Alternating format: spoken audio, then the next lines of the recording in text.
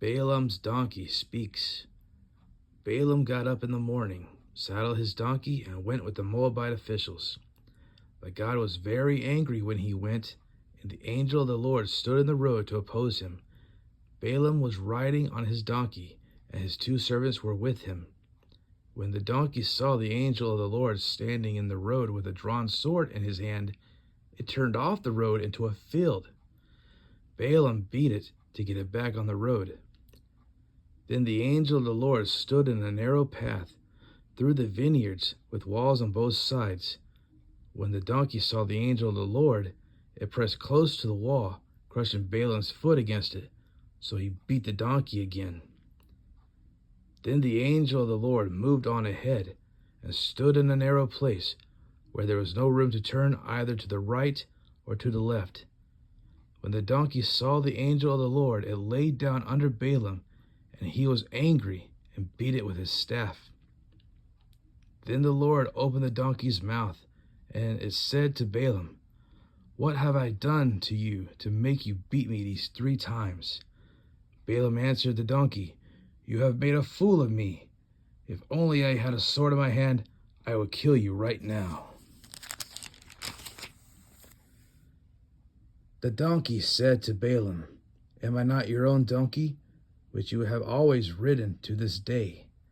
Have I been in the habit of doing this to you?" "No," he said.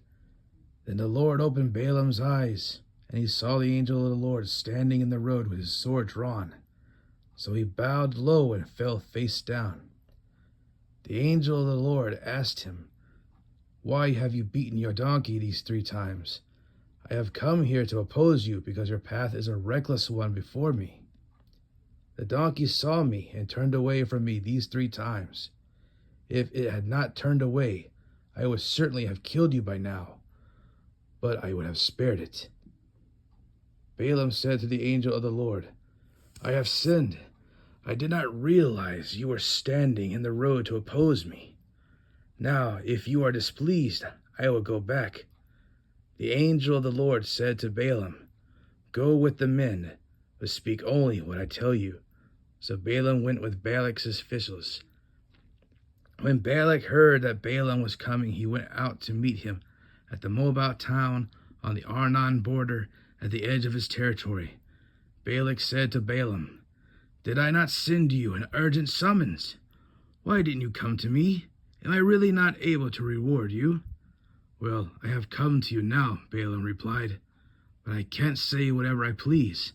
I must speak only what God puts in my mouth."